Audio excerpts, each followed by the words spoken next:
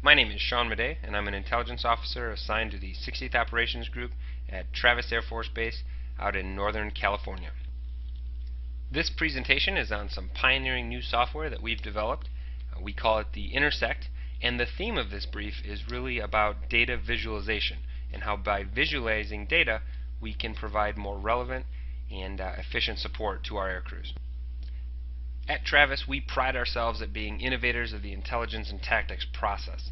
So within each of the flying squadrons that we support, we have embedded 2 intel troops, usually 1 officer, 1 enlisted, and those intel personnel sit alongside the tacticians in the tactics office. They fly with the aircrew, and that gives them an opportunity once a month to get out on a tactics sortie and once a quarter to get out on a downrange mission or a channel mission. This arrangement has really given our entire organization a very customer-driven focus. By getting to know our air crews and by getting to know the way they do business, we were able to identify ways that we could better support their sequence of events and better prepare them for the challenges they would face out in the Iraq, Afghanistan, AOR, or really anywhere in the world. In November of 2007, we started actively soliciting feedback from aircrew members and ops officers at each of the flying squadrons that we support. The feedback we received was that the products we were providing, which for the most part were PowerPoint slides, were often stale, they were static, and they just weren't actionable. This was of course devastating for us to hear, because at that time we were spending a significant amount of our time preparing PowerPoint slides. With that feedback in hand, we conducted a strategic assessment of the critical functions our organization provides, and we began to disassemble the processes we were using to support our customers. From this endeavor, we began to appreciate the fact that we were missing our mark with our customers, not because of a lack of information, but rather because of information overload. The Air Force is a federated member of the U.S. intelligence community, and the intelligence community is made up of 16 executive agencies that are all out there collecting information, producing reports, and pushing that information out via SIPRNet and JWICs. Our challenge was quickly leveraging that information in a timely fashion so that we could support our air crews.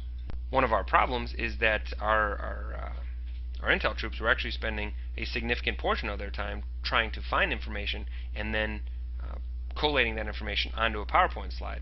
When we pulled out a stopwatch and we actually began to time the processes involved to produce an aircrew brief, what we found was that 60% of our time was just in gathering data. Another 20% was used in the production of that slide. So we were finding maps, we were cropping images, and we were trying to align bullets. Under that system, and in a best case scenario, we really only had 20% of our time left over to analyze data. So in spite of the fact that our troops were trained as intel analysts, they weren't getting much time to analyze information. The driving force behind this challenge was really disparate data. It's the fact that all the information we have out there in the community is very diverse in the formats it's being offered in. So we have function-specific databases like GDSS2 on NIPRNet that provides a wealth of information. It tracks 900 AMC missions a day, and it provides detailed reports as to where those missions are and when they're going to be to their next stop. But all of that information is, again, on NIPRNet and in a text-based fashion. And so we were really relying on the analyst to take a 4-digit text-based ICAO code and visualize in their head where that might plot on a map. We were then using products on SIPRNet, like emails we were receiving from AMCA2, to try to pair up where those missions may be, in the ways of a threat. The problem with email is that it is a very point-to-point nature of communication. So that if we sent an email at Travis up to AMCA2 and Charleston sent an email up to AMCA2, the end result is that while we got answers to our individual queries, we didn't get visibility on the question Charleston asked, and they didn't get visibility on the question we asked. And so at the end of the day, all the critical information necessary is spread across everyone's inbox. In addition, our reliance on PowerPoint slides was really our Achilles heel. Within the Air Force Intel community, and this is an unsourced statistic, but we probably have the world's largest repository of PowerPoint slides. The challenge is that creating meaning and displaying relation across time using PowerPoint slides is very difficult. Daily, we were taking pieces of geospatially relevant information, like a map, and putting it on individual PowerPoint slides. So every day we would make a PowerPoint slide with a map of, say, sapphires or base attacks, and then 30 days later, when we wanted to provide an in-depth look at sapphires and base attacks over the last month, we ended up trying to piece together 30 individual maps. Using legacy tools like Microsoft PowerPoint, Microsoft Excel, Microsoft Access, Microsoft Outlook, providing a visualization of data was very difficult. While we have been struggling with all this disparate data, the consumer world has actually been moving toward interactive maps and GPS technology. So data visualization is now the standard in consumer electronics.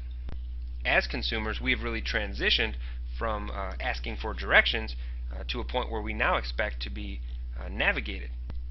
So with GPS-equipped cell phones like the iPhone, which is still the nation's best-selling cell phone at this time, and mobile GPS units like those made by Garmin and Magellan, we expect location-based services. That is to say that I expect at any given time I can push a button and be told how close the nearest IHOP is.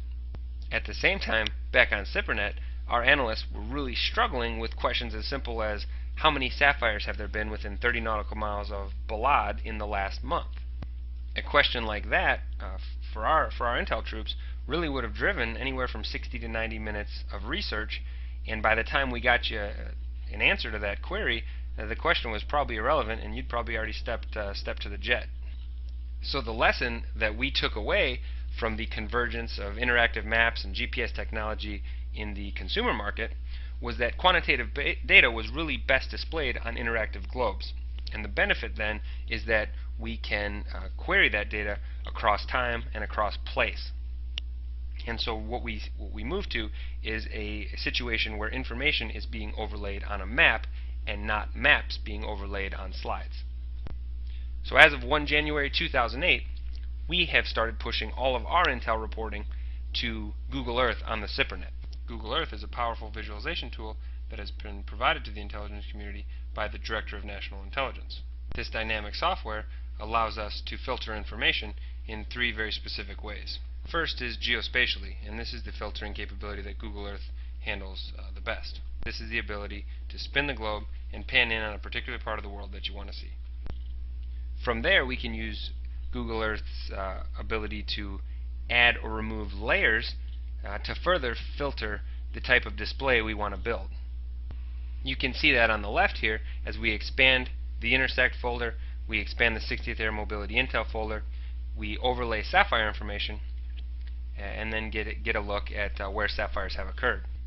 And finally, using Google Earth's time slide, which is the third powerful filtering capability built into the software, and you see the time slide there in the upper right hand side of the screen, we can set a date range and then only display events that may have happened between the start date and end date that we specify.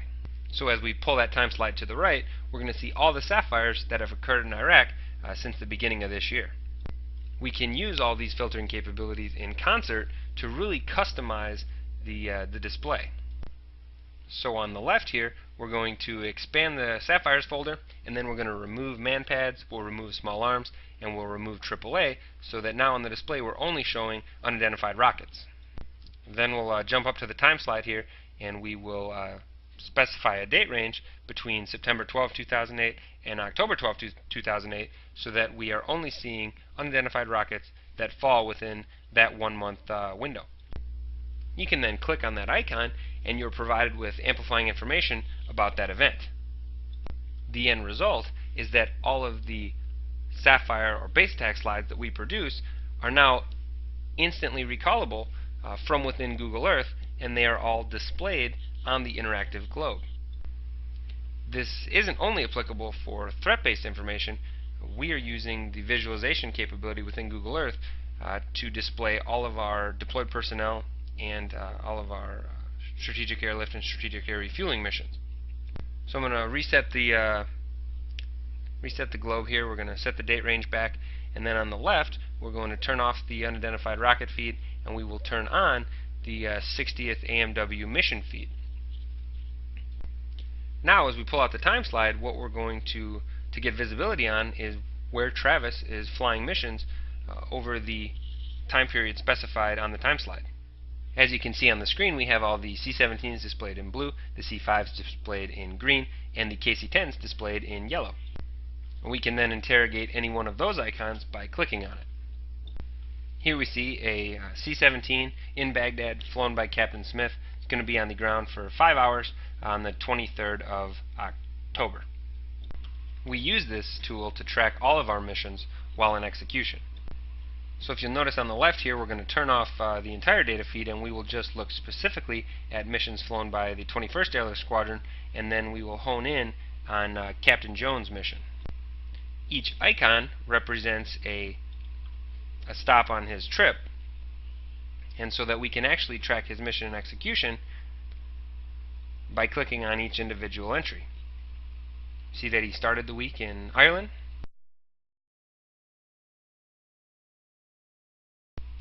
then headed to the Czech Republic,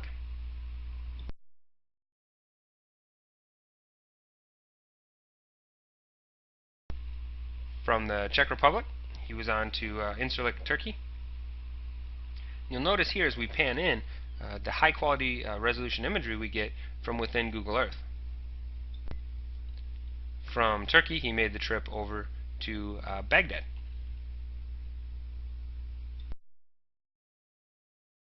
At Travis, we are using this functionality to pre-mission brief our crews. So we are no longer pre-mission briefing them off static PowerPoint slides. We're actually briefing them from within the interactive globe. The benefit to that is that we can not only overlay the ops information, but we can overlay the threat information and provide a consolidated ops picture. We'll see that here as we turn on the base attack feed and we click to display a base attack at Baghdad from the 10th of October, 2 rounds impacted, and we can then talk to the aircraft commander and the crew about the implications of that event. And then we can push on from Baghdad over to Mildenhall, where Captain Jones and his crew will be finishing out their trip. We call this capability the Intersect because it truly is where the red threats intersect blue operations. So we'll reset the overlays on the left here, and we are going to be jumping back to Baghdad, where we can look at the capability this software has to display where people are deployed.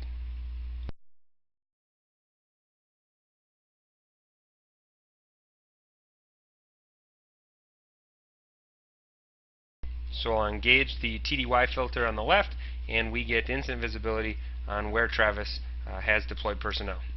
We then overlay that with the base attack capability we looked at before, and we have the opportunity to visualize where a threat may impact personnel TDY out on the road. In this particular case, we can look at the circumstances surrounding the attack. We see that 2 rockets impacted near the living area. We can then interrogate the deployed personnel icon, and we quickly see that Travis has 32 people deployed to the base. Our analysts can put these 2 pieces of information together and quickly get word to the wing commander that a few of our folks deployed from Travis may have been affected by a base attack at Baghdad. For the first time, that commander's hearing about an event that may have affected his people, not through the spouses network and not through the rumor mill, but from his intel shop. This tool is allowing us to very quickly identify the operational impact of world events. Alright, we're going to reset the display here, and we will pan the map back out to look at all of Iraq. As we've brought more partners into this project, we've gained visibility on more data, and the tool has become even more powerful. What you'll see here is how we were able to work with AMC-A2 out at Scott and open up their airfield risk assessment database. It's now very easy to click on the icon at Baghdad and pull up the full AMC threat matrix and the AMC policy restrictions matrix. This isn't a screenshot, this isn't stale data, this is dynamic content that was pulled from their database when we clicked the button.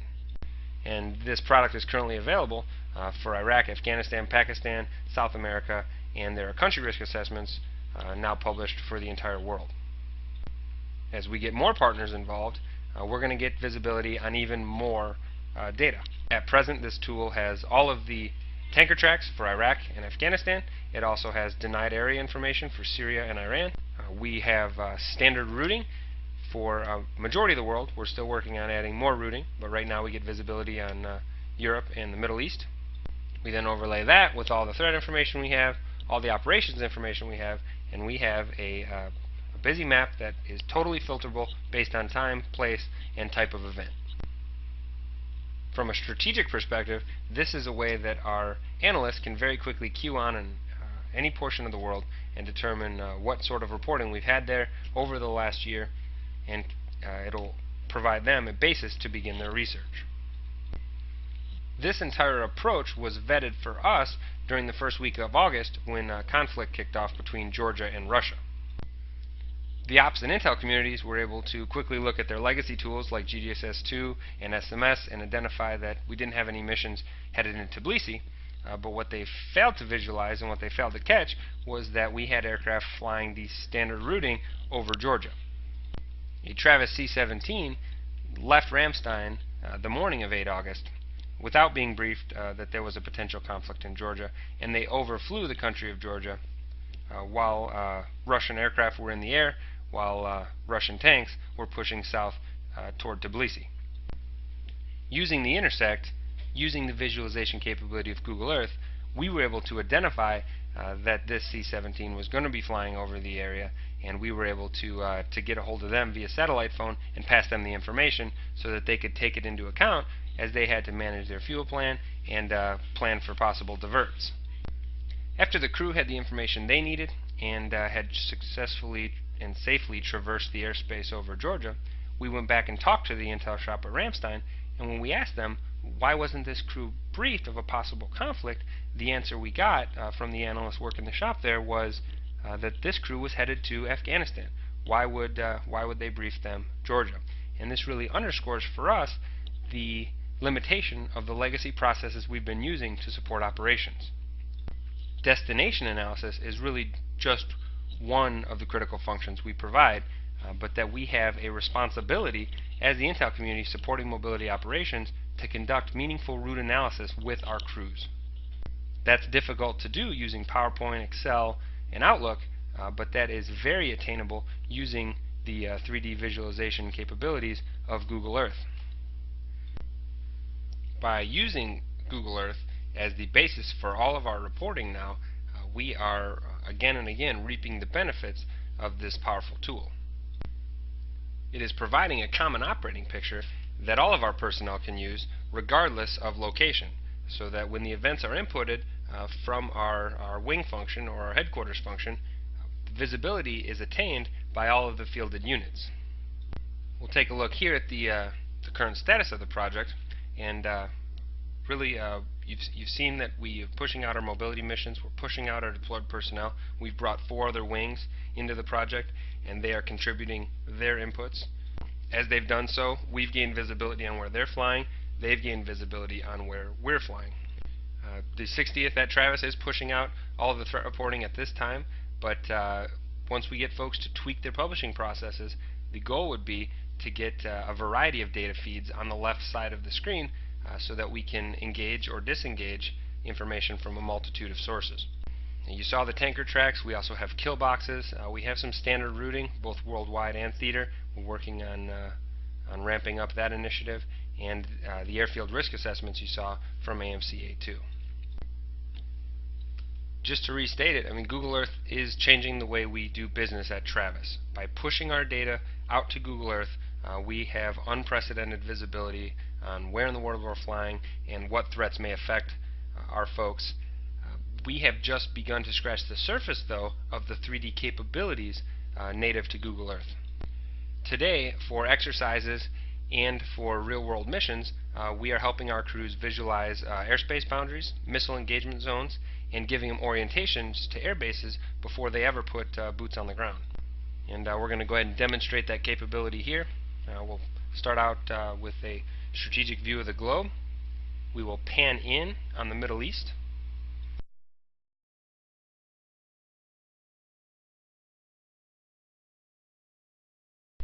From there, we'll go ahead and zoom in on Kabul, and note the high quality imagery as you get closer here. We will pan to the northeast and take a look at the airfield specifically. From the airfield, we can hone right in on the terminal and look at the parking area to the northeast of the terminal. But then we can actually go from a God's eye view down to horizon view and take a look at that structure in the third dimension. We can then use the compass tool in the upper right hand corner to take a walk around that building and give you 3D perspective with terrain in the background and the building in the foreground. This didn't take a long time to render. This was available as we needed it within Google Earth. The 3D capabilities of Google Earth and the models needed to visualize are readily available on NIPRNet and on the WWW at home, but they're only starting to emerge on CIPRNet. The takeaway is that our adversaries probably have a more robust capability to plan in 3D than we do, and the goal is to get people using this software and to change that dynamic. Within the mobility community, we really view the Intersect project as a community solution. The Intel community is comprised of 105 Intel units, and traditionally there has been very little lateral information sharing and hardly any regular collaboration. Each individual problem set that we face is solved at 105 different units in 105 different ways. And that is largely due to the legacy processes we're using and that are holding us back. The Intersect is right in line with the Director of National Intelligence's Vision 2015, which calls for customer-driven intelligence, enterprise integration, and distributed problem solving. This software is a force multiplier that will allow us to get our customers the community's best answer, not just our best answer or an individual analyst's best answer. So just a quick recap, the Intersect initiative really is multifaceted. We're using Google Earth as a common operating picture. We're using Intellipedia and Intel Docs for information sharing. These provide us a central repository to store our information, and then we can access it through Google Earth. And finally, we're using Intel blogs for collaboration. We're composing individual blog posts for each and every thread event that is relevant to the mobility community. After we make the initial post, anyone and everyone can contribute by posting follow-up comments. So as more information becomes available, we can share that information in a permanent, chronological, and time-stamped way. For our Garden Reserve partners, what this means is that when they come in for their UTA weekend on a Friday evening, they don't have to start from scratch by reconstructing timelines and piecing together PowerPoint slides and emails. They can look to the blog as a chronological, top-down assessment of what we knew, when we knew it, and where we are at in solving these individual problems. So that is the Intersect. It is a best practice that has been lauded by the AMC IG and was instrumental in Travis's recognition as AMC's Installation Excellence Award winner for the year 2008. More importantly, though, this software is being used every single day to provide timely and relevant intelligence information to the air crews out there flying the missions and to the leaders who are assuming the operational risk associated with worldwide operations. We at Travis are passionate about this project. We have invested about 3,000 hours in developing the infrastructure behind this program, and we are excited to share what we know. If you or your organization see applicability in any facet of this project, please get a hold of us, let us know. We'll share our lessons learned with you, we'll share our technical notes, and if we can give you a leg up and help you move in this direction, it'll be better for the community and it'll be better for Intel as a whole. Please give us a call or drop us an email if you'd like more information.